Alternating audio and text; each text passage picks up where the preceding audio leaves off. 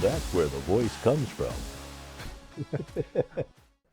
Welcome back to California Life Podcast, and we are back at where we began our first meeting with Mr. John Kabateck at Kabateck Strategies headquarters.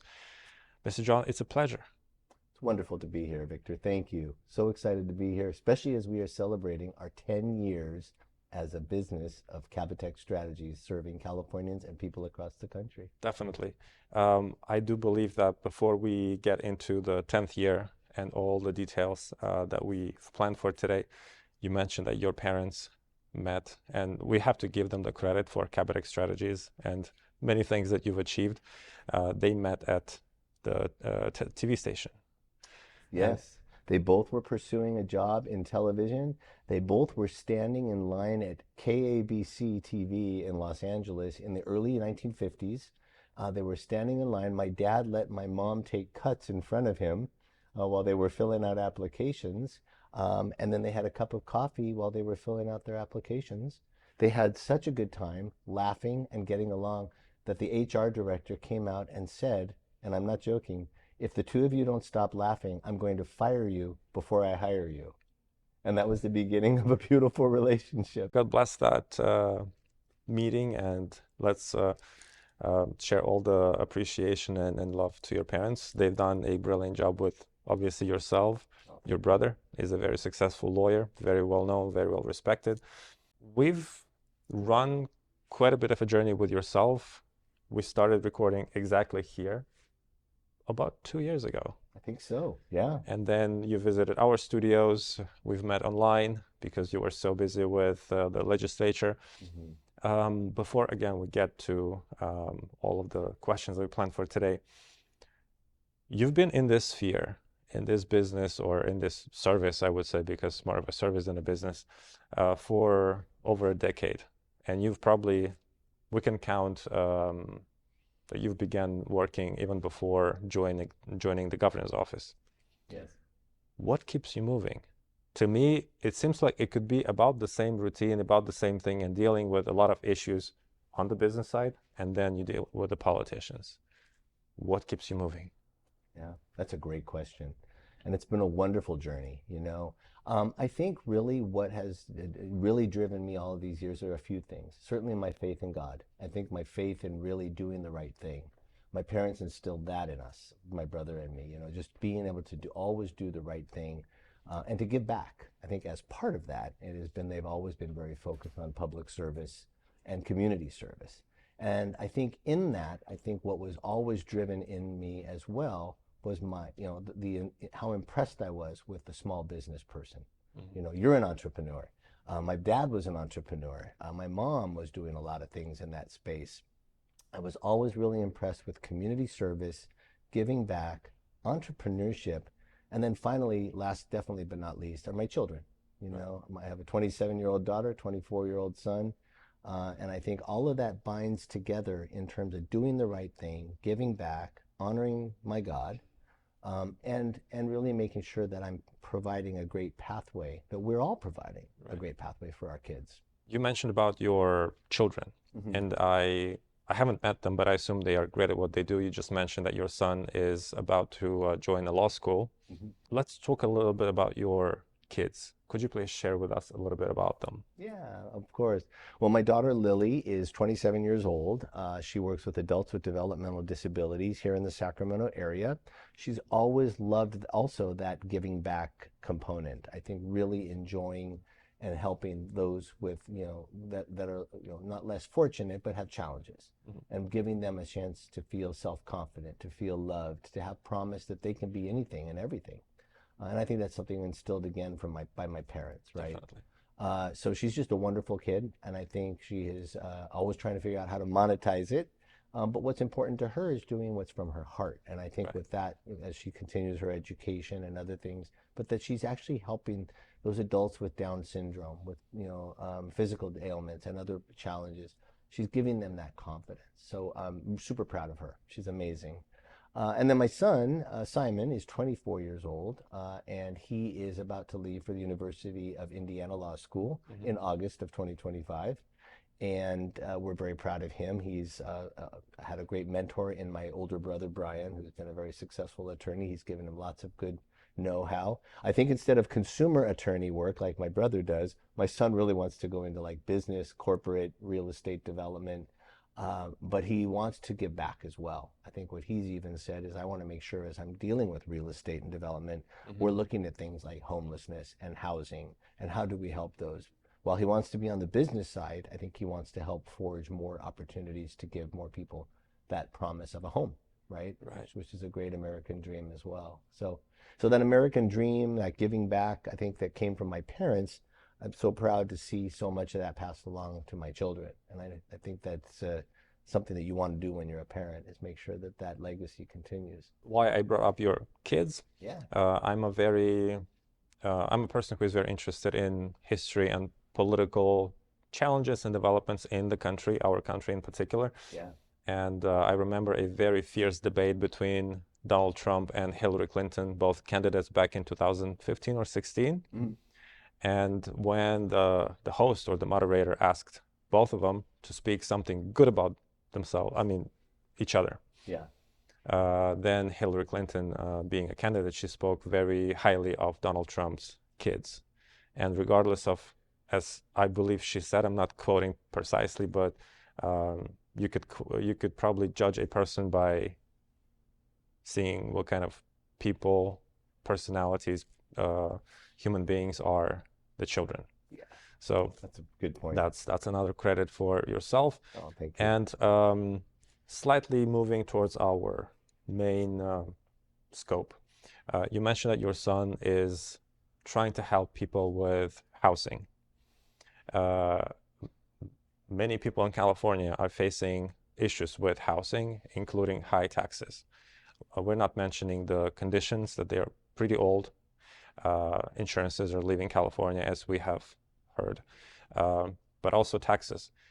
To me, as a fresh off the boat American, right, it sort of doesn't make sense when you buy a house, you get a mortgage, you keep paying the bank, and also you have a huge amount of property tax which you pay every year. So you basically buy to rent, and if something, God forbid, happens with a business owner, they're not employees, they're not getting free insurance, right? Right, true. There's a high risk that the house could be taken away because they are supposed to pay the tax by the law, and the amounts are pretty high. How do you see the situation, and do you believe that we have a chance of somehow changing it for better? Because home is supposed to be something that is safe. You feel safe. You fight outside with the politicians for businesses. You come home in a safe place to recover. But then it's not really yours. Can we change this for better? I think there is hope. I think, what we've seen in the state capitol quite a bit has been a lot of acrimony on a lot of issues, Victor. I think we've seen a lot of warring and sparring on various issues. But one area that I think we've heard Republicans, Democrats, business, labor, others have really had a lot of conversation about and discussion and feel pretty comfortable is that there is some good unanimous bipartisan steps in the direction of fixing our housing problem and our housing affordability problem. I think making sure that the rates are more reasonable, that people have more ability to purchase homes, that they are not priced out of homes. Sadly, we are still seeing a lot of young families, I think between 18 and 35, those young families really starting to still leave the state because of the high cost of living here. And housing has been a cornerstone. I think fortunately what we're seeing is Democrats, Republicans, business, corporate, labor, attorneys gathering and realize we need to make housing more affordable. We need to make sure that people have more options and that they can achieve their long-term goal and dream of being here and remaining here. Right. So I have hope.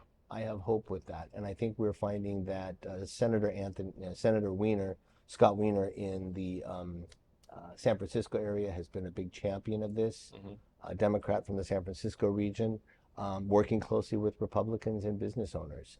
So I think we are finding that there is some hope. It's still a long journey, but I think housing affordability is rounding the bend. At least that's what we're hopeful. It's got to happen.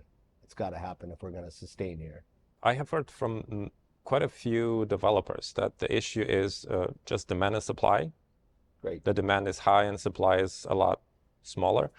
And many of them face difficulties and issues in getting land to build. They have a lot of restrictions. Yeah.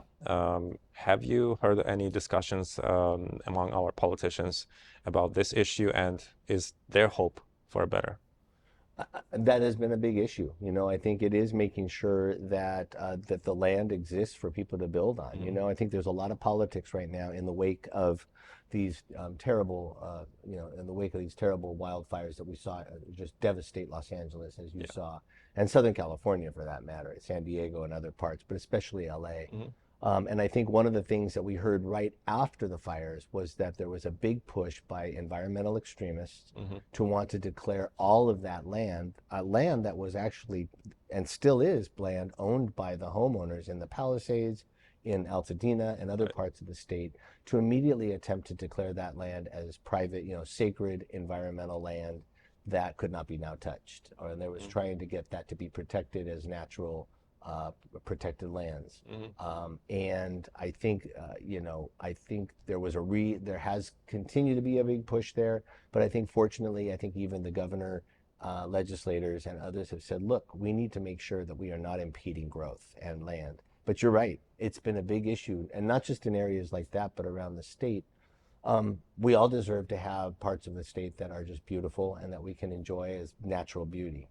But we also need to make that sure there's a balanced approach, right? And especially if our policymakers, you know, continue to have a big push to welcome, you know, people from around the world to come to our state and to our country, all the more reason, and I know that's a big discussion point these days, all the more reason we need to make sure that we are not impeding that ability for people to come here to achieve that dream and live in squalor and live in a box. I'm hopeful. On this issue, I think a lot of people are holding out some great hope that there is more bipartisanship than we're seeing on a number of other issues. Definitely. It also, to me, it's investment attraction, and people, I know quite a few investors that decided to go to Arizona, Texas, even Florida, New Mexico to invest into construction because it's extremely expensive.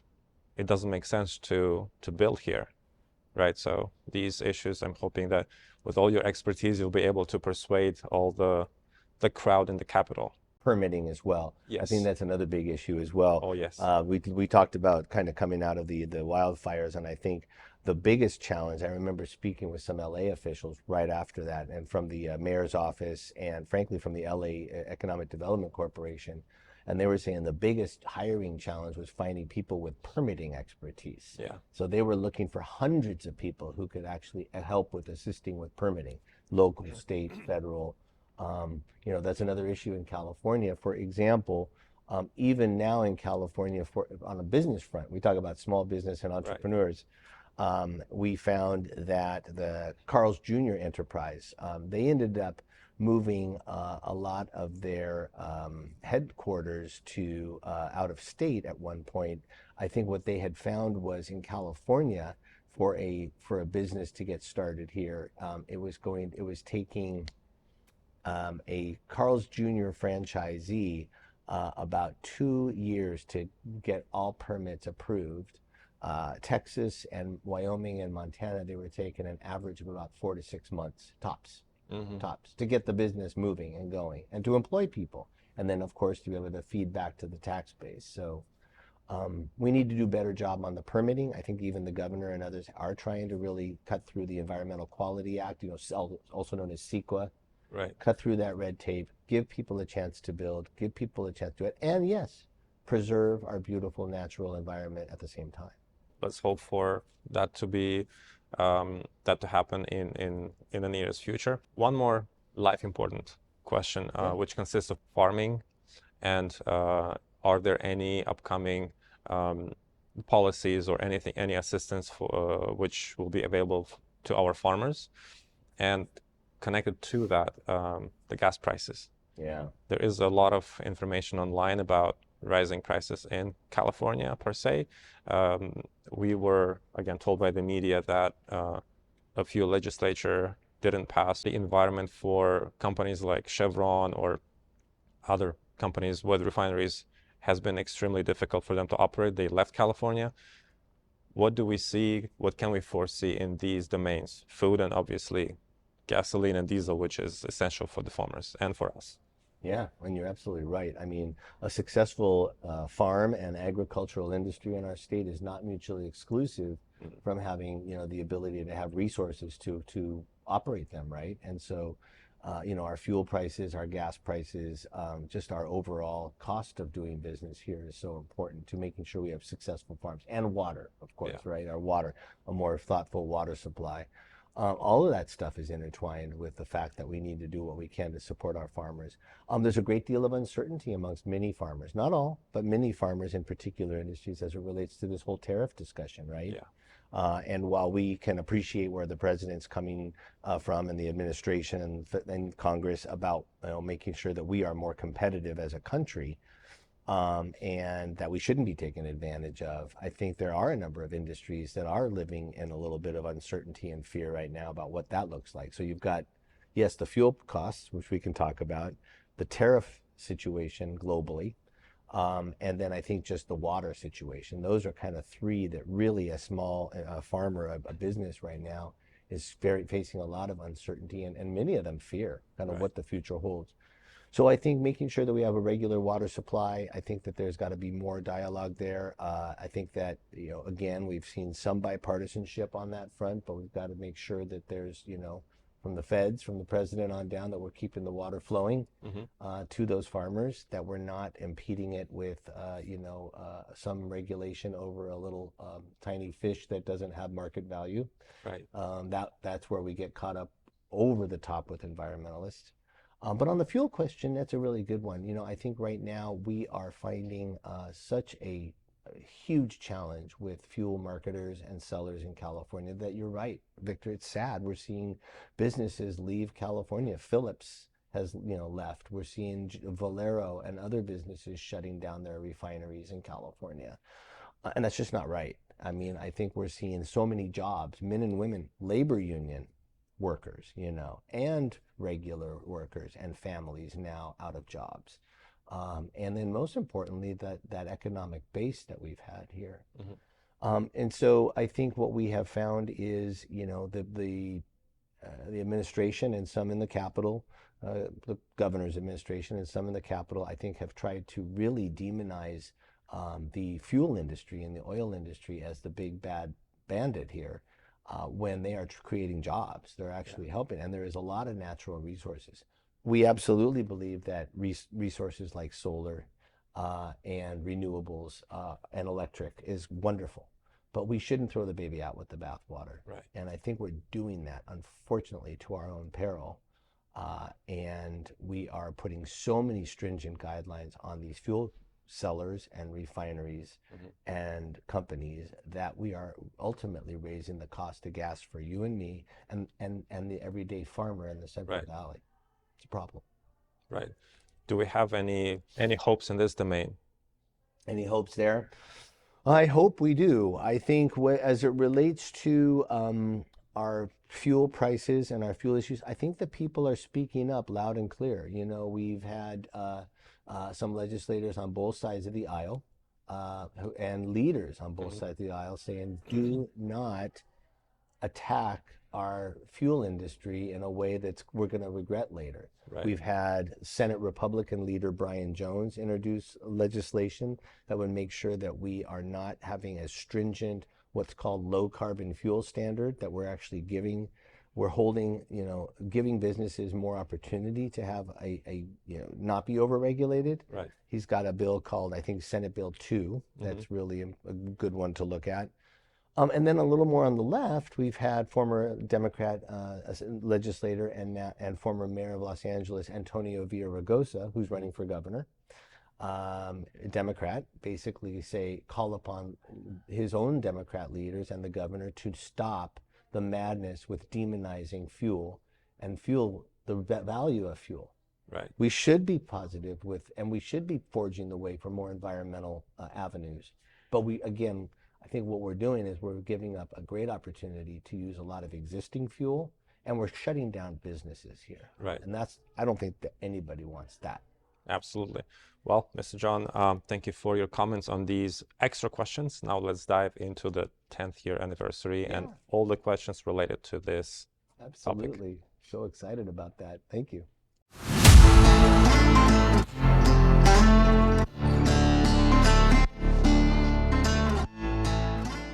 We are back with Mr. John Kabateck talking about Kabateck Strategies, the 10th year anniversary, a decade in the business of servicing people. Mr. John, well, first of all, congratulations. Thanks. A decade, it's a big thing. It's not a year, it's a lot. And I remember that during one of our podcast episodes, you mentioned that this is probably one of the reasons why your hair is more of salt and pepper than pepper and salt. A lot more salt, definitely. To me, I would feel, I have no experience as yourself, obviously, but I would feel it's a lot of stress. But it also brings a lot of positive because you help businesses, you help people, and essentially you are sort of a medical for the health of the economy. I guess thanks to you, our officials, our governor, and the treasurer, they could say that thanks to you, our state now takes the 4th place in the whole world because of the economic growth. So 10 years, how has it been, and what is Kabateck Strategies? Yeah, thank you. Well, we're so excited. I cannot believe how fast 10 years has gone by. And you're right. I think there's a lot more salt than there is pepper in the hair up here. And, you know, I think that one of the real driving forces was, as we have discussed in the past, is a sense of giving back. You know, I think my parents really instilled in my brother and me the importance of making sure that everybody has a voice and that voice should be heard if they want it to be heard.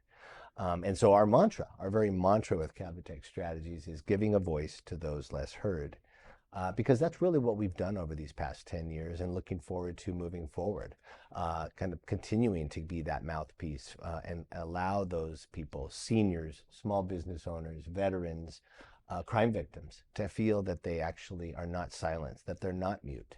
And oftentimes we do find government or bureaucracies or others unintentionally, intentionally sometimes, muting that voice. And I think now more than ever in 2025, people need to be heard. Right. So we're really proud of that, these past 10 years. Happy to chat with you about it. But I think what I set out to do and what we set out to do in 2015 was make sure that there were more voices to be heard in the democratic process. And I feel very comfortable and very proud, thanks to our partners and our team and our staff, of course, that we've done that. That we're doing that. Definitely. What is Kabateck Strategies? I would assume, and please correct me if I'm wrong, that today Kabateck Strategies is something different than it was 10 years ago when you just started the company. So if you could share with us a little bit of these details and more insight of the story, this is what is compelling for the viewers for sure. Sure. Well, I'm really pleased. You know, I think my experience in Sacramento since starting here has been in and out of the Capitol. You know, I've had a chance to work with a couple governors, Governor Pete Wilson and former Governor Schwarzenegger. Arnold, I'll be back. And also work with some trade organizations, the California Restaurant Association. I'm still the state director of the National Federation of Independent Small Business Organization. And in the Capitol.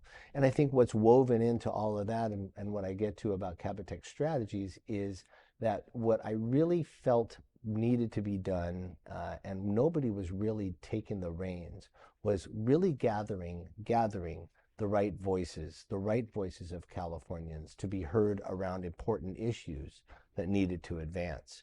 But through all of those experiences, Victor, I've always done coalition building. Right. And it's funny, we talked about my parents being in Hollywood, and that's where they met. I kind of tend to think of a lot of what started the company was that I've always been something like the head of central casting for politics, right? Kind of been the guy who's been the coalition builder, the group builder, the one gathering the small business owners, the veterans, the crime victims, the law enforcement officers, getting them heard, seniors. Right. And so Kabateck Strategies does 3 things. we started off and was really with that cornerstone focus, which is what we really are focused on, and that's coalition building around policy issues, ballot measures, issue advocacy, making sure we got the right people, the right central casting for the right voices. Number two, we do association strategies. So this is funny because you asked kind of how we've evolved. I wasn't looking for that. I think as I started the company, we really were focused on that central casting, that coalition building. And then we started getting calls from the Associated Builders and Contractors of Northern California, California Restaurant Association, and other groups that were saying, look, our association, we know you have that kind of background. We need to be better engaged. We need to get our members more engaged around issues, get them in the Capitol, get them talking to the media. Can you help us? It's funny what you probably may relate as well. You start your business going down this path and suddenly there's a little detour or there's a little something that changes, and that was it. So the second thing is really we've been doing a lot of helping associations, trade groups, business groups, other organizations build a better voice and get their members more engaged in the process. And then the third thing we do, so we do coalition building, association strategies, and then the third is making sure we're helping our clients tell their story. And appreciate a lot of the work that you do. You often help. You're helping us to tell our story. And we'll often be doing that with clients as they need to make sure that they're being heard, that veterans have a better policy, that their stories about veterans coming back with PTSD, that those stories are told. Sometimes we're asked to work with a client just to make sure that those real world voices are heard and heard out to the larger public. So really excited about what we do. Didn't expect some of the other things that we're doing to be cornerstones of that three-legged stool. But that's what we do, and we're super proud. I love the comparison with Hollywood, because in Hollywood we do this networking idea as you're doing it in the politics. The other Hollywood, also a show business or business of show, just with a lot more serious impact on people's lives. Finding people, connecting businesses, storytelling. This is Hollywood. So, I mean, you're not that far away. No, that's true. That's very true. I know. It's very, very true. Well, every experience with a client is like a season premiere, it seems these days, and that's exciting, and there's so many different issues. But again, I think it all really weaves back to giving that voice to those less heard. And that was the driving force, that was a driving force. And so we like the central casting. It's a lot of fun. You involved with Hollywood, and but it's fun to be able to have that show, to have that production that a lot of people feel they need to stay away from the camera. We want to give people confidence that they should be heard. It doesn't have to be on a video camera. It could be a phone call to their legislator. It could be a letter they make, an email, or it could just be something else. But just letting them know that they count. I think that's important. Well, I would say not a central casting, because central casting is more in charge of background actors and stuff like that. I would probably say it's something like William Morris Endeavor, CAA, UTA, one of the top agency players in Hollywood, which are rolling the whole thing. They're connecting businesses with celebrities, with investors, and they kind of roll the whole thing. They roll the dice. I think you're right. That's a very good point. Well, I'm happy to know in person the W. Morris Endeavor founder of the small business, of the business world in California, not only in California, plus the political world. Thank you. Well, it's been a pleasure. And again, we just have a great team. We've got a great team. We got Nate Hatterley on my team, who's a great associate. We've got Taylor Carlier. We've got some good people around the state who have been good partners with us. So you're only as good as the squad that you really recruit and engage, and then also, of course, the clients who have been wonderful. But all of that combined is so there's no way this could be done by myself. And thankfully, just wonderful people who are great believers and have really helped move this down football fields further than I ever thought. Definitely. Well, I do have a set of questions here, so let's get into Let's do it.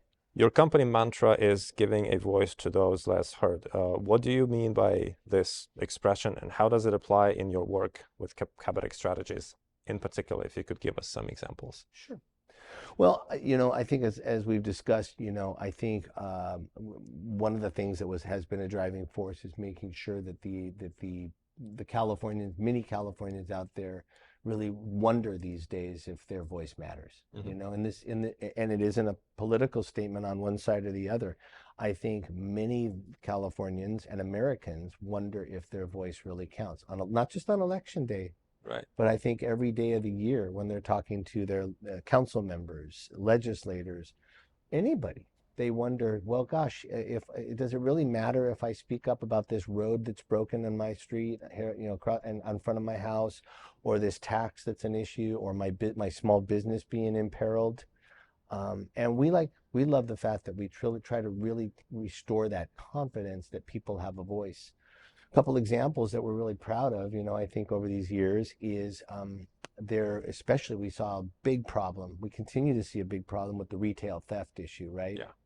For many years, it's been a big problem. Now, no question that there have been a lot of smash and grabs with the big box stores, and that is not right at all. But I think one of the things that we found with a client that retained us that really had the vision to look at this and say, look, we know the big box stores and we know the big retailers are impacted, but who's fighting for the small and ethnic business owners down in our little economically disadvantaged neighborhoods? Who's fighting for the families and neighborhoods that are dealing with porch piracy and such?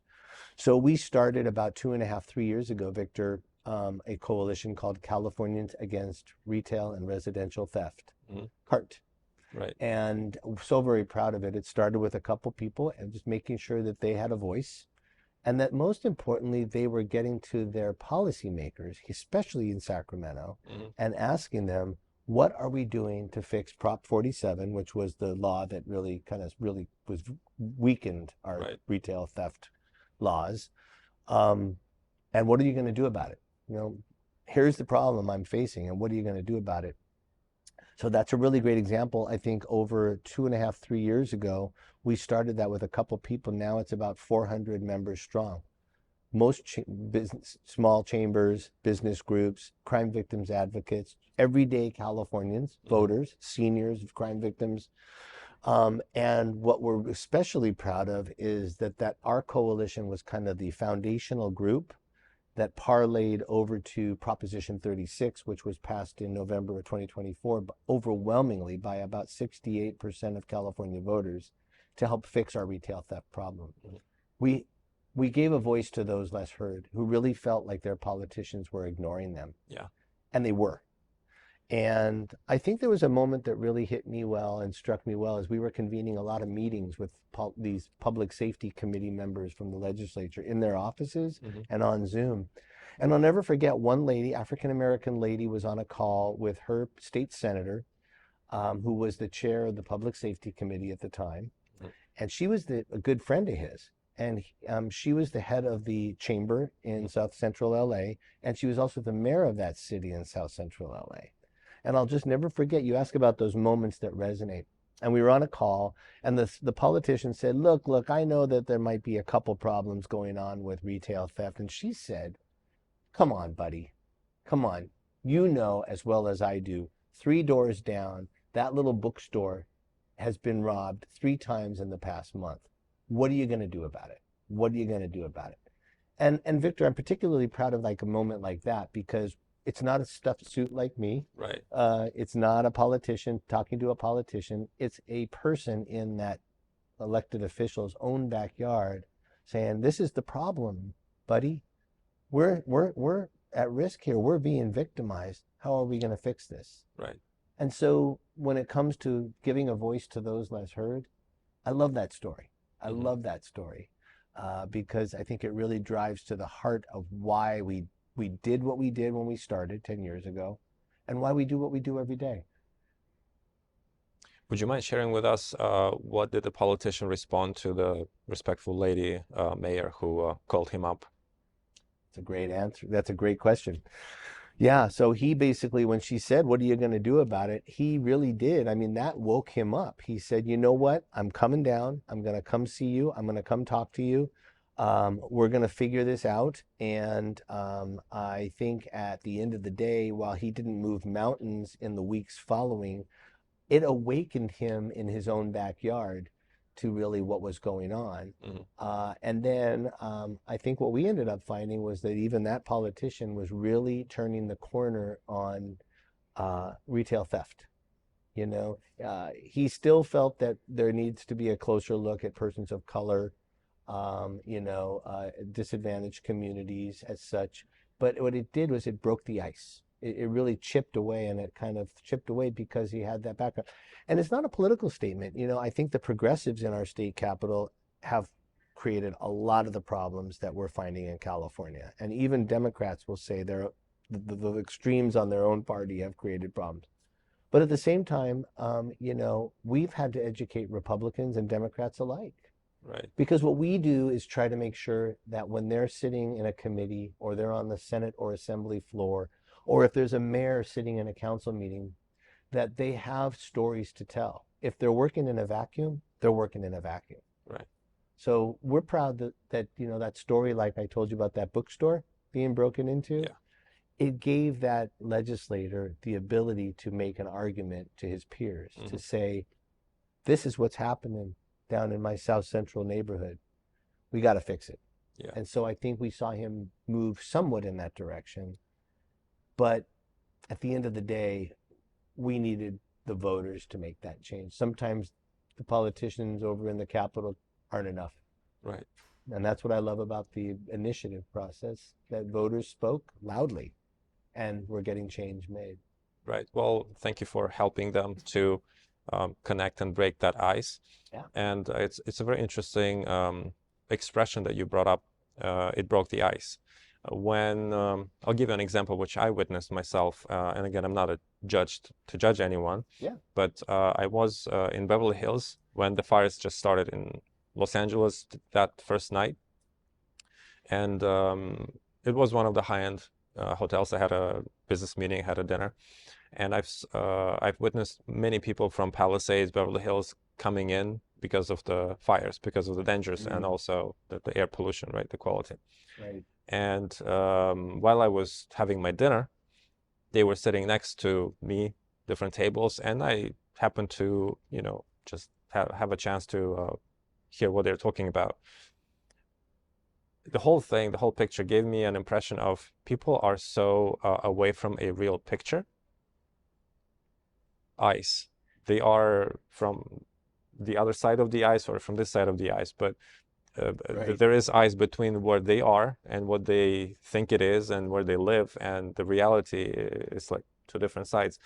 Why do you believe, being a Californian, being in this field of businesses and politics, why do we have that this ice exists, that we have to tell people, hey, this is really happening, that riots in LA, it's not a peaceful protest, that fires are not climate change issue, right? Why do we have this ice? Well, I still think that, sadly, and I say it on both sides, it's a bipartisan critique, is that we still have a lot of special interests, well-oiled special interests, and well-funded special interests, that still have a lot of control over our politicians on both sides. And so I think that ice, first of all, I tend to believe that many politicians would be better off if they had actually lived the life of a small business owner or an everyday Californian, right? If they really had the ability to understand that. Right. As somebody once told me, it'd be great if more politicians knew what it was like to sign the front of a check versus the back of a check, right? And there's truth to that, I think, because they have an experience of understanding what it's like to start a business from the ground up, employ people, make payroll, deal with the challenges of permits and other things. But you ask why we feel there's a lot of ice, and I think it is unfortunate. Unfortunately, I think many politicians just don't relate to some of the real world issues that are happening out there. They get stuck in a bubble, and then when it comes to the issues, they're kind of either stuck in their Capitol office building, and they're not out there. Not enough of them are out there talking to, relating to, and chatting with their constituents. I hope more are. but it becomes often. You talked about the wildfires, and you talk about that issue.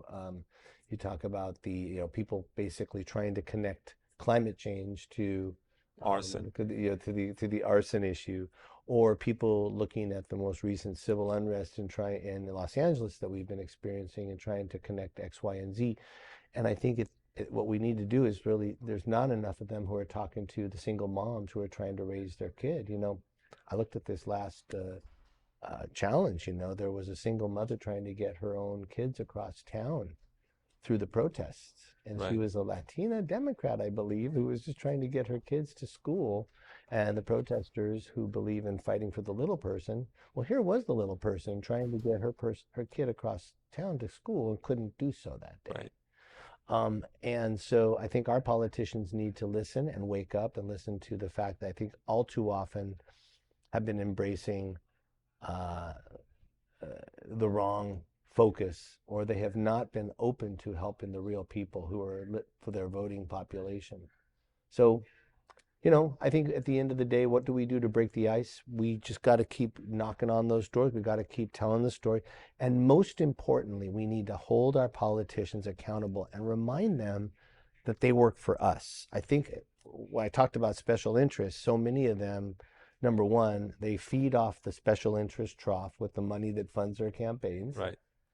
And then number two, I think many of them have just been tone deaf to the very people that they represent. So we need to keep reminding them, you work for us. You're our public servant. We elected you. You're our public servant. We're not here to kiss your ring. Yeah. You're here to serve us and help us. And we need to keep holding them accountable. And Kabateck Strategies plays that role. And we love to make sure that people on left, people on the right, people at the top, and the bureaucrats in between understand that you have people to serve and you have a public service to carry out. Definitely. I do feel that this is the issue which we see with the politicians, again, both sides, Yeah. either in Californian Capitol or Congress. It's more of their own business to deal with and get insider information, which bets to bet or how to trade stocks instead of coming down to their neighborhood and helping people who voted for them. That's probably my idealist vision of, you're coming from a certain district that they voted for you, and you have to know what's happening, right? If small businesses are facing these thefts, and when they protect themselves, they have to face issues with the law, that doesn't make any sense, right? So I do hope that with your help, they will, well, at least try to change it, but it has to be vice versa. Interesting point here. A survey was done years ago here in California of the money that goes into your average legislative district. And what the survey found was, and this will astound you, maybe not, that only 21%, no, I apologize, only 11% of the money that was going to politicians in an average legislative district was coming from within the very district that they represent. So if you do the math there, 89%, Victor, 89% of the dollars that were flowing into your average politician was coming from outside of their district, from people they don't even represent. Right. Special interests, whether it was, the big corporate interests or labor unions or lawyers or who have you. But that's really sad that when you're talking about who are they heeding and who are they listening to, well, when you see that kind of a number and that percentage of money coming their way from outside of their district, you do have to raise more than a few eyebrows and say, well, are they really caring about the people that elected them? Yeah, I was holding my both eyebrows to not move on it. I see them both up. Yeah. Mine are too. Well, that's quite substantial. If it was at least 49, 51 or something like that, but it's 11 versus 89, it's astounding, and it's disappointing, and it's very sad and tragic. So, yeah, that's a challenge. That's what we have to face every day. Well, thank God we have Kabateck Strategies, and you're breaking the ice and getting those guys out of the bubble.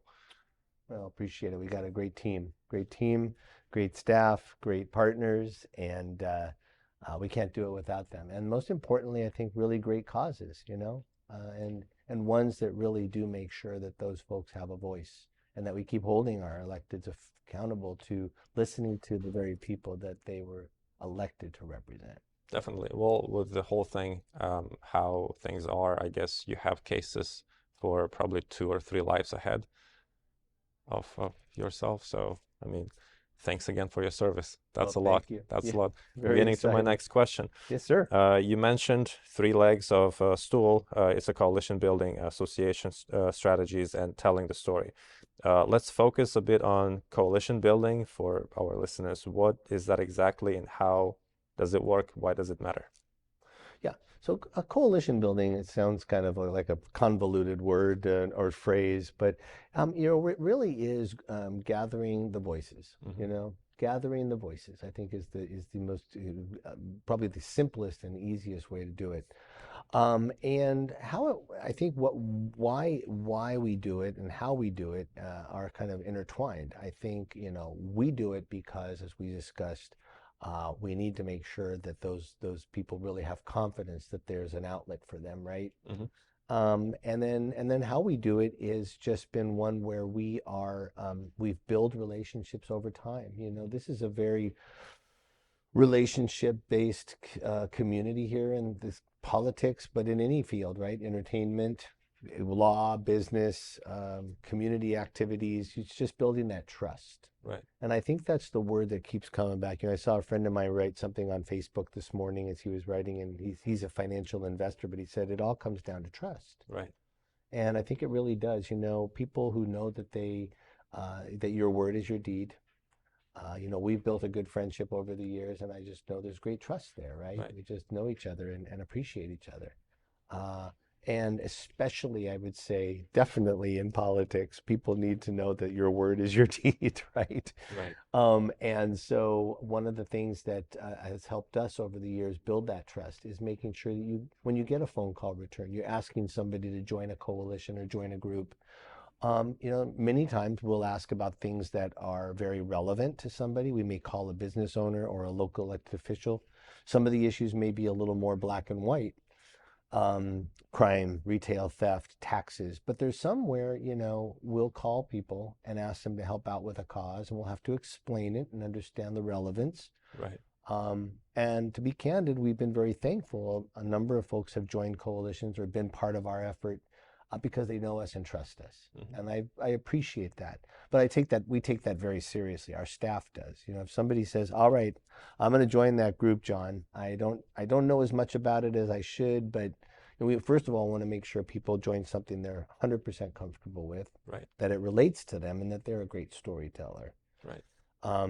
But when they put that trust in us, it's kind of like when I started my business, one of my first clients paid me a few thousand a month, right? And I told another friend, I said, this group hired me for a couple grand a month, and I was just starting the company, and I said, it is what it is. And my friend said, hey, don't ever forget, somebody's taking money out of their pocket and putting it in your pocket because they trust you and they believe in you.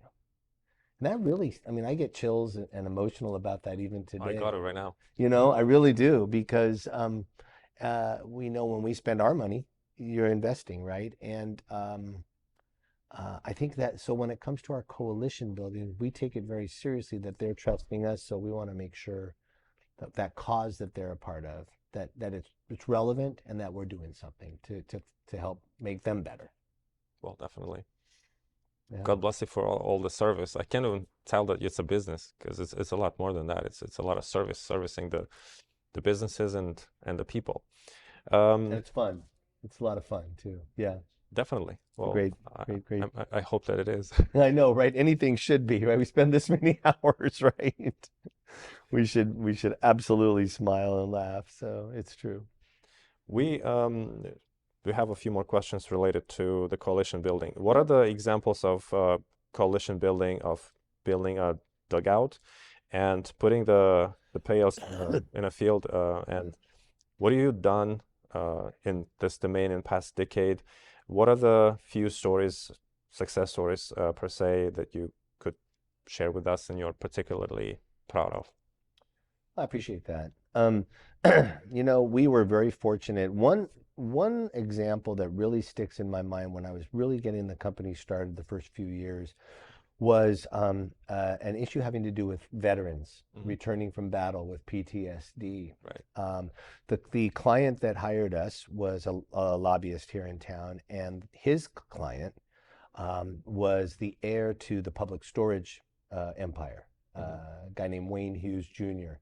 Wonderful guy, big believer in veterans, a big believer in redemption, and helping to give them a pathway to more hope and promise for all that they've done. We've had a number of, in California, we have in the court system, there's something called veterans treatment courts. And they basically give veterans that have gotten into a skirmish with the law the ability to have their case expunged. This is, for example, if it was not, of course, like violent or murder or anything like that. It was something where they got into a scrape with the law. But many, if not most, veterans returning with PTSD would come back, get into some legal challenges. And these veteran treatment courts basically said, look, you served your country well. You had PTSD, or you have probably some battle-related challenges.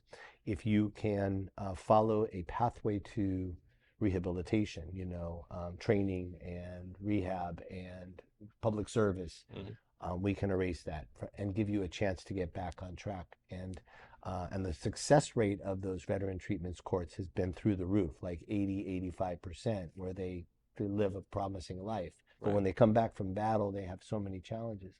And Wayne hired us, and the lobbyists hired us, because unfortunately, these veteran treatments courts, Victor, were only hitting and affecting some of the major urban communities. So they could only cater to the veterans that were in Los Angeles or San Diego or some of the bigger urban centers, not around the country. I mean, not around the state. And so basically, we took some effort to work with Governor Jerry Brown and with a legislator to both get some money in the budget and through legislation to make sure that there were veteran treatment court services in every single county in the state of California. Wow. So think about it. If you are a veteran that is facing these challenges and has the opportunity in Los Angeles, great. But if you're in Lassen County or Tulare County or Siskiyou County or these more remote areas, or Imperial County, many of them didn't have much of a chance, or they'd have to drive long distances. And this reached, I'm really proud of this one, because thanks to the vision of Mr. Hughes, and I think to the legislature and Governor Brown, we were able to make sure that every veteran that needs that kind of help and a chance for a new life gets it. And that was about 8 years ago. And now every county services because of the hard work we did. And we got veterans involved. We got law enforcement officials involved. And most importantly, we gave a voice to those less heard. Well, you didn't just give the voice, you made it happen for them. It's a lot more than that.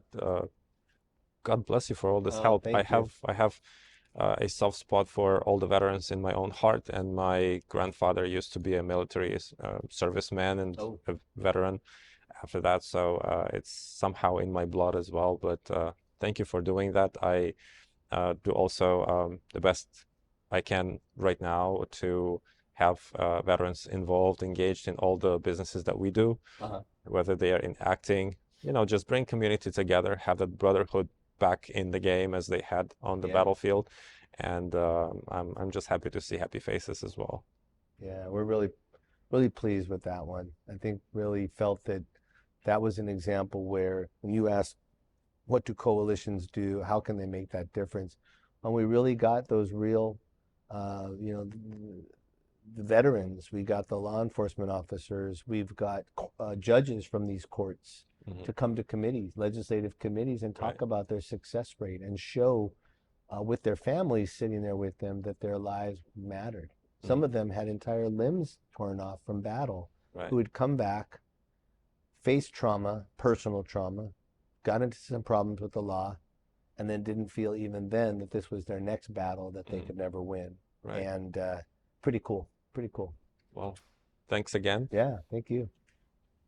My next question would be, let's talk about the biggest challenges you faced quite a few of them, I'm sure, because again, salt and pepper. Yeah, it's all here. What This are the challenge, this challenge, this challenge right here. What are some of the biggest challenges you face while trying to identify, recruit, involve people and groups, and any other possible examples that you could have shared with us? Yeah, that's a great question too. Yeah, some of the biggest challenges have been probably what you call a happy dilemma, right? Early on is I think what we found, first of all, is that we had found early on that we were growing, that there was a demand. Right. There was a real demand for giving a voice to those less heard. We found that as we started out, we were working on a couple issues. I think helping the California Restaurant Association with a number of local minimum wage battles that they were dealing with in Pasadena and Orange and Long Beach and other parts here in Sacramento. We helped a couple other causes like the Veterans Treatment Courts. We had a handful of clients. And I think what we found was public relations firms, corporate clients and others, trade associations were knocking on our door a lot. So we had the happy dilemma of an early growth spurt. And that was a nice challenge. That was a good challenge. But I sat there and I remember starting my business with my laptop in the corner of a Starbucks. We're sitting here in the wonderful office that I'm able to lease here in downtown Sacramento across from the Capitol. But I remember sitting there in that Starbucks with a little double latte, my little croissant and my laptop trying to make payroll and get a couple clients. And boy, we went from here, we did a pretty quick spike over the first 2 or 3 years. We accommodated that by, really looking at bringing on some team. Right. We brought on good people. Nate Hatterley on our team, who's a wonderful associate. We've had Taylor Carlier, who's a great office manager, admin assistant, and does some great account stuff as well. And then we've got some people. The other second part that we found as a challenge early on was we were finding that when we were talking and pitching our business to other clients, they wanted to see that we had a presence around the state. Right. I think they like to see that we're not just kind of 916 area code, Sacramento only. And that was a challenge. Some clients that we really, really wanted, I think we needed to demonstrate to them that we had a presence around the state. So we're fortunate today to have partners in Orange County, East San Francisco Bay, San Diego presence. We have a presence down in Southern California, Central Valley. We've got San Francisco area. We've got a great partner there who does some great media stuff. So what I think we found as an earlier impediment to getting new business, now people are saying, wow, you have a presence that's pretty widespread. And now the other thing that's exciting is we're finding that we've got partners in other parts of the country. So as we have been expanding our base of other clients that are in Washington, Virginia, elsewhere, and we have found that expanding that. But it was a nice dilemma, but it was that early challenge of growth. And we worked to accommodate it with some great team, some great partners, and just people who believe in us. Well, that's fantastic. Again, congratulations from a corner in Starbucks into having such a big influence in the field, political, business, them both combined, building coalitions. I think it's a titanic job that you've accomplished, and many more victories are yet to be seen. Appreciate it. I still love my double latte. Don't get me wrong. My double latte and my croissant still work, but fortunately I have the ability to bring it to another office across from the Capitol and not use the barista as my administrative assistant. So whatever works. But whatever works, right? Whatever works. You become nimble, right? Exactly. Also, I remember during one of our meetings you mentioned that this is the place which has the best coffee in the area, not the Starbucks anymore. Right. You're right. Absolutely. You hit the nail on the head. A lot of good coffee. It tells me a lot about you, because this is either everything to be the best or nothing. Yeah. Right. You've built a team, you've built your vision, you still build it. It's a process. Always, yeah. But what I like I like many things about you. That's why I think our friendship grows and strengthens, because we share a lot of values. And one of the things which I would definitely mention on camera is that it's your choice is either the best and have it done, or nothing. You don't juggle in between. There is no 50 shades of gray. It's either win or die trying, but not try and then do nothing else. Keep on keeping on. Yeah. I think you're absolutely right. That is something, again, that I think my parents taught my brother and me. I think I try to instill in my children is not to give up, you know. I went through a really challenging time about 7 years ago personally.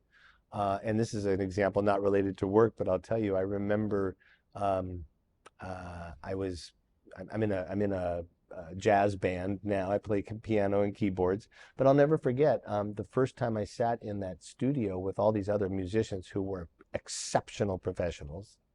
I remember sitting there, and I was going through a really tough time.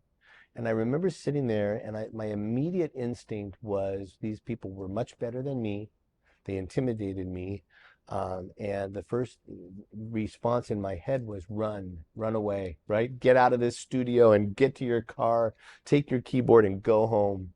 And I'll just never forget the guy whose house it was at said, you know, stick around, come back for another one. You know, it was very, very intimidating because these guys were great musicians and I was in a tough spot. Mm-hmm. And you know what, Victor? It was a great thing. A little message in my head said, don't give up on this first example. You know, come back to the next practice. And I learned a few more tunes, came back. That was about 7.5, 8 years ago. Let me tell you. And we just did a gig about 3 weeks ago here in Sacramento. And the band is Rhythm Method. If you ever want to hear us, check us out. But it ended, ironically, that band ended up becoming a family to me. Mm-hmm. Of people who were supportive of me personally. They gave me the outlet of music. I felt a purpose. So my advice to anybody out there is if you have that immediate initial feeling of fear and trepidation, stick it out. You know, give it a chance. And I think that's in the business world as well. We try to tell our clients and others is don't give up. Right. And Right. And I know you believe in powering forward and giving everything a chance. Oh yeah. Since I landed in New York City, it's just like Always. an express train. Keep going. You are an example of multifaceted success, and I know that there's never, you don't know what the word no is. You do know that there's challenges, but you don't give up. Yeah. I admire that about you. I appreciate that. Yeah, Thank for you. sure. Absolutely. Well, our next question. Coalition, back to coalitions, coalition efforts. Yeah. What sort of coalition efforts do you find and are the most effective and influencing for policymakers, media, and voters? Great question. You know, I think what we have found is probably the most successful coalition engagement is really in district, is bringing it local. You know, they have that saying here in Sacramento and nationally, all politics is local. All politics is local. Right. And I believe that. So I think we do engage and recruit people to be part of a coalition, of a cause, right? Whether it's small businesses trying to speak out against retail theft or taxes, or veterans dealing with, you know, talking about these veteran treatment courts, or seniors talking about elder financial abuse, which was something we worked on this past year. But whatever the group is, I think the most effective opportunities are ones that are local. Mm-hmm. Getting those people to speak to their politicians, to speak to their policymakers in their own backyard. Right. You know, a couple reasons. I think you find when we have people who come to the Capitol, and we don't discourage it, but it's a different dynamic when they are in a state capitol. They're coming out of a committee room, they're coming out of a meeting, and they've got staff kind of pulling them to this meeting. So their attention is short and much more limited. Right. When we get them in their district office, and most of what we try to do is encourage our coalition partners to invite the politicians or their staff to their business or to their home or to their Boys and Girls Club, whatever the cause is. Right. Come to us, because now you're getting their undivided attention, and you're getting that rapt focus from them on the issue, and you're letting them see things in real time and in real world experiences, right? Hmm. So it's much different when you have an owner of a cookie store sitting in a committee room or a legislator's office in Sacramento talking about the impact of this tax on their employees or regulation, rather than inviting them to the cookie store, letting them see the assembly line, letting Right. them meet the employees, letting them see your books, open your books and share that with them, or just see the way that, that the touch and feel of that. Hmm. So to answer your question, what's been one of the most important and effective ways? Keeping it local. That makes sense. This story reminds me of a story of my grandfather, Theodore, who I mentioned to you was a military veteran, but back in Yes. Europe. And what he told me was fascinating because in the books, we would read a lot of things about multiple different European leaders, including Mussolini or, from Portugal to Moscow. Mm. And what he says that it wasn't that they did a bad job over there. They didn't know many bad things that were happening locally.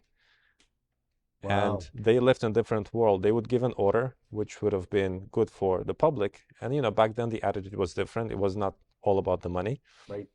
But he said to me, and I remember like today, you do not know and you wouldn't believe me what was happening locally with all the thefts, with all the fabrication of the numbers. And that's why, for example, in some of the Eastern European countries, including the Soviet Union part, they had famine because the numbers that the locals were giving to the central were different. Sure. Yeah.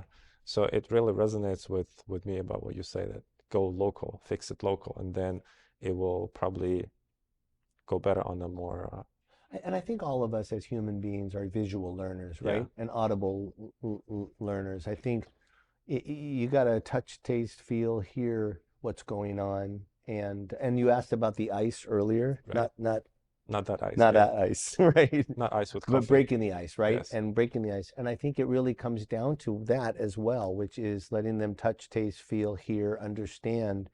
And I don't fault many of the politicians because they've just never walked that walk. If you've never experienced the challenge of a farm worker or farm laborer or a small business owner or a veteran or a senior in a senior home, it's very different. But if you let them at least come and visit a senior home, Right. understand for an hour or two kind of the facilities conditions or the challenges of a small business or being out there in the fields, seeing what people are working on. It's much different than just, reading it in a book. And I do believe that that's an area that all of us could stand to benefit from, which is really on-the-job training. I Right. think we'd all make a lot bigger difference if we do that. Right. It also reminds me of a little comparison. If we take, for example, our state or our country in general as a big corporation, Right. Ford Motors Corporation. Henry Ford or Henry Ford II didn't know was the first layer mechanic Right. facing on his working spot. You are the one who is breaking the ice and helping to connect these two worlds and making this bigger world not so delusional, I would say. I think so. I'm proud for the past several, probably close to 16, 17 years to have been the state director of the National Federation of Independent Business, Small Business Group. Right. They've been a client, and we represent about 14,000 small businesses in California. And I will never forget that, one of the things that we do is we won't include the personal information, but when we would go sometimes and visit a legislator in the Capitol, we will print out the names and the businesses and the cities Right. of the small businesses that legislator represents. And we won't let them have that document. But what we'll do is when we sit down with them is we'll show them the list of 200, 300 small business owners that they are elected to serve. Right. And it never fails. When you show them that list and you sit down to talk to them, there's always some connection. I remember one we sat down with and we wanted to talk about a policy issue and he kept looking at it and saying, he does my haircut. She has the best waffles in town. Oh my gosh, our kids went to school together. Oh my gosh, this person lives around the corner from me and she's the sweetest lady. Suddenly you're putting a human face. And so I think all of that politics is local, showing and letting them feel it and understand it versus a textbook is so important. Right. I have learned about the same experience, but in a different field. I believe that the numbers have the magic, and numbers are the magic, because even in the media, when you would have a publication shown to someone, like for example, I would show you. Yeah. Okay, but if you see a publication with this amount of views or this amount of readers, that is a totally different story, because this is the impact. For sure. Not something vague. Oh, we have a policy, or as you mentioned, you have these thousands of people who voted for you. In our case, this is the amount of people who've read the article or watched the podcast. Or right. This is the magic of the numbers. It works in this world and also in our media world. It's about the same way. So true. The impact. So very true. So very true. So yeah, it's I think, you ask about kind of effective coalition tactics. I think bringing it local is so key, and those testimonials. And I think the ability to, and if you can't make that connection locally, I think the little bite-sized, video clips. I know that's something that's you do well, and those can make a big difference. But I do think that in-person connection is so vital these days, because otherwise they just can't relate. Right. Yeah. Well, with our, whether it's a long form or short form highlights, I do want to thank you for the impact, because we had our growth since our first episode. We established our segment, our care for small businesses and serving them as their voice in the media, which again correlates, resonates, connects with you, with your mission. And we're happy to be of service to yourself, to your team, to everyone, NFIB as well. And since then, smaller or larger forms, they've been doing very well, because we deliver good value to our listeners, to our viewers, and to our readers as well. So that's one other thing I wanted to thank you for, because it was kind of a pivotal moment in our project, in our media platform. Oh, I'm so glad about that. I'm so very glad about that. Yeah. Well, thank you for that. The next question, we have quite a few of them. Yeah. You've been a leader helping in various trade and professional associations with strategic direction and focus. Could you please tell us a little bit about the role and some clients you work with and how you've helped them in particular? Sure. Well, I think as it relates to the association side of things, we've been very fortunate to work. I think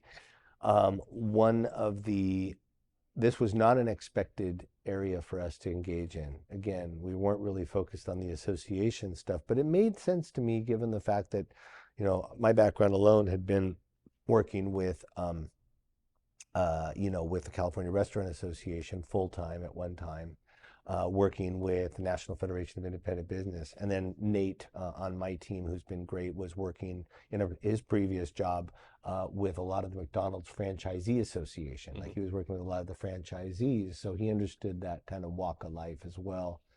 And I think we really found that the association world is a very unique breed. Right. It can be very challenging because there's a lot of moving parts. Right. But one of the things that often gets missed, ironically, when it comes to an association is the effective mobilizing and engagement of the members in a way that really helps advance their cause. You've got lobbyists on the staff that does a great job working to fight for the bills. You've got a communications director oftentimes that's very focused on media and talking to the press and getting the right people to be heard.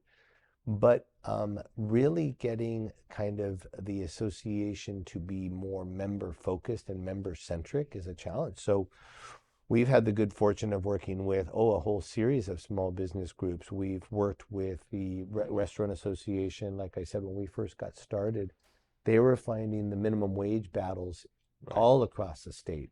And this was about 10 years ago in many municipalities, and they needed to get their members engaged in city council meetings. So we were able to really mobilize a lot of those members through their chapters to be heard in Long Beach, in Sacramento, in Pasadena, in different parts, but to get them to show up and make sure that we could help prepare them to speak about their real world stories. Remember, we were talking about that human touch, right? But making sure we could do that.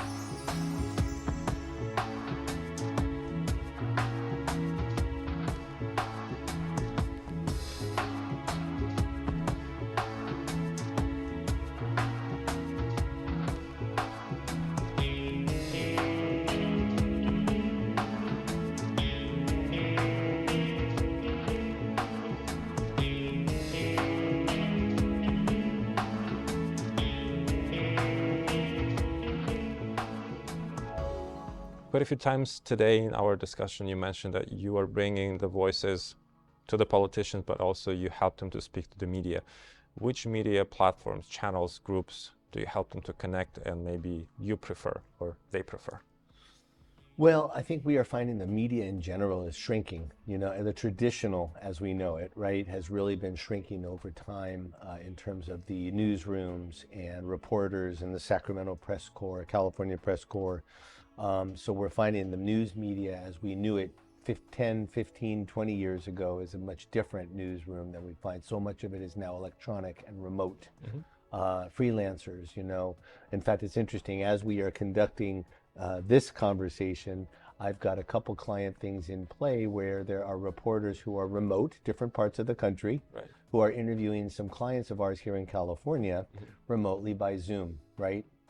But it used to be, right, reporters would go to the actual site, they'd sit there, they'd take pictures, they'd camera. I think what we're finding now from the receiving end, from politicians, from even other third parties is, and voters, is they are appreciating kind of little bite-size video clip testimonials. It's a very big thing right now. And I know you appreciate that because you specialize in a lot of that and do it very well. But I think that we are finding that the kind of traditional press release as we knew it is kind of losing a lot of its luster, not completely, but some. And I think what we're finding from reporters is just little video news releases, little clips, little bite-sized morsels that they can grab and then use on social is becoming much more popular. Right. What the journalists are missing is that we need the whole system running. Absolutely. We need the numbers, which is the magic. We need the clips. We need the long form. We need it print. We need it digital. It's a whole thing running, and what we've learned in our practice, it's also timing. If now it's a great timing for a face-to-face sit-down and discussion, we don't need to publish. We don't need to record. If it's a great time to record, like now, we're prepping for the 10-year anniversary. Then we record. Then we publish.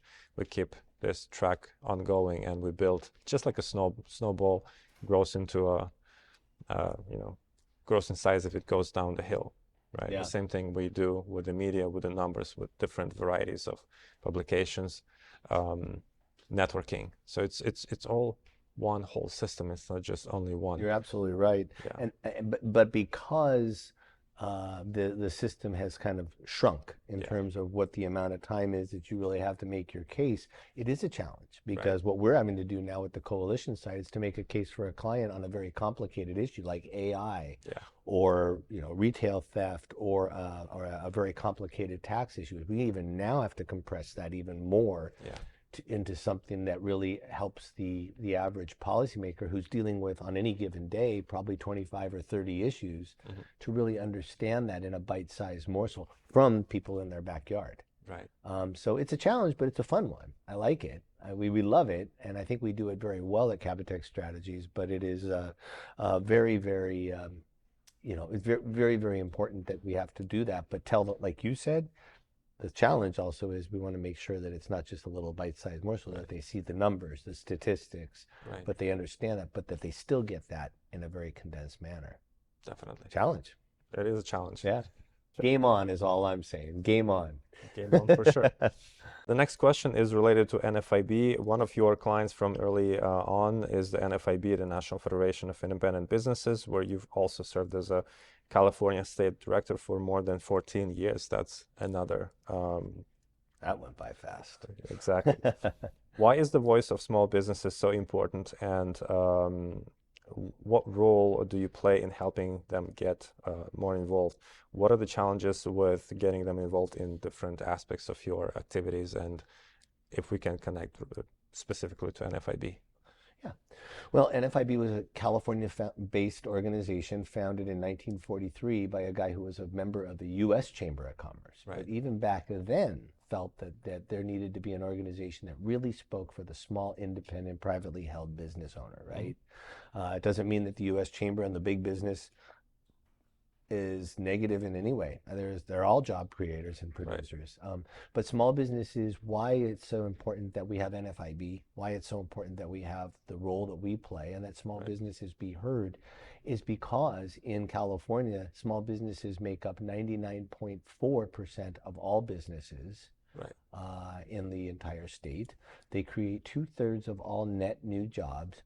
And as we have witnessed, Victor, with COVID, when small businesses are struggling, so do our public services, our roads, our first responders, our schools, our hospitals, our labor unions, because they're all publicly funded. So what we found was that small businesses actually are the primary feeding trough for all of our public services and our tax base. So that's why we are so gratified with what we do at NFIB, because those small business owners at the same time, they don't have the, unless it's NFIB, they're competing against, on the left, they're competing against the well-oiled machine of labor unions and lawyers who have a lot of money. Right. And on the other side of the spectrum, they're competing oftentimes with big corporate interests that are not necessarily always in thinking about the small business owner. And I have seen on more than a number of occasions where, a big business issue contrasts with a small business issue, and the well-heeled, resources from the big business has a lot of voice over there. So we make sure that we kind of get in there, we crawl in the window there, and we say, hey, politician, 99.2% of all businesses are our people. Who's fighting for them? And then that's also when we bring in the small business owners from their district to say, who is fighting for me, buddy? I elected you to show up here. Yeah. And you're listening to labor and big corporate? What about me? Right. So that's why it's so gratifying to do what we do here, because I think we comprise most of the business and job creators, and yet I think many of them always struggle against, kind of fighting against the other interests. I talked to a small business owner in Central Valley, and I said, all the stuff that you have to deal with, taxes, regulations, lawsuits, I said, it must be like swimming upstream. And he grabbed me by the shoulder and he said, swimming upstream in peanut butter. Yeah. I said, okay, there's a visual. There's a visual. But yeah, so it makes our work that much more important and gratifying because of that. Well, at least with peanut butter, the taste isn't that bad, Yeah, exactly. Exactly. Where do you see Kabateck Strategies as your peer ahead, and what are the emerging issues in California or in a national level, global level, that you believe you can take the challenge and make a difference? Yeah, well, I would say in California, we're going to see a few other issues here. Clearly, we're talking here in June of 2025. It's no secret that we're going to be facing the challenge of, I think, the immigration issue is going to be a big one that's going to dominate, at least for the months ahead, for sure. We are going to have to understand that better, have a better dialogue on both sides, right? Embracing the immigrants that come here through the proper channels and that do contribute, but making sure that there's a pathway, that everybody is following the right way. So I think we're going to see that. There should be, I think we're going to be probably dealing with a lot of small business owners who are challenged on both fronts, right? We got the small business owners challenged with trying to understand the new normal here as it takes shape, as well as those in those areas that probably will still unfortunately see a great deal of violence and unfortunate disaster in their neighborhoods, that are seeing looting and vandalism, and it's despicable. Right. So we're gonna, if you're asking me candidly, we're gonna probably see that play out, but we've got to make sure that both sides are working together to address this and not be in denial about this. And at the same time, find a better system that we can really make sure that there is a proper pathway for everybody. but one where people are accountable. And then the other issue is not completely mutually exclusive, but I think the voters passed Proposition 36 in November of 2024 to help fix our retail theft problem in California. Right. What we have been in conversations, our coalition, Californians Against Retail and Residential Theft, CART, that we helped create at Kabateck Strategies. We have been working with the District Attorneys Association. There will be a series of roundtables coming up this year before the year is up, getting together the small business owners, the community members, and law enforcement to talk in these communities about implementing and making sure that Prop 36, which the voters overwhelmingly supported, is implemented. That politicians and bureaucrats aren't sitting on their hands while we try to fix retail theft. So that will be a big issue. And then the final issue that I would say is I think there's going to be a big penchant for our policy makers to want to raise taxes. Okay. We are finding the state in a multi-billion-dollar hole. How will this happen when just it seemed like a minute ago we were deep in the black in a surplus? But again, we need to hold our politicians accountable. I think what we're going to find is a lot of talk about corporate income tax increases, potential small business taxes, unemployment insurance taxes. So we just got to make sure that we're holding the line on that. And then back to insurance, I think you were mentioning earlier, a lot of insurance companies are fleeing the state. Right. A lot of small business owners are challenged with what this insurance system is going to look like, especially in the wake of the fires, but in general. So we are going to be probably looking at a lot of those issues coming up, and those are probably some of the emerging ones this year. Right. Yeah. Right. Well, let's hope for the best and be always prepared for the worst. Absolutely. Always for the best. Our children and younger generation are so very important to our present and future, and their success and their growth, and they're important to the state and to the nation. What advice and direction would you give our Gen Zs, our youth, our teenagers to help them grow? Yeah, my advice to give to our younger people is, first of all, to go with your heart. Let your heart and your interest and what you believe in drive what you want to do.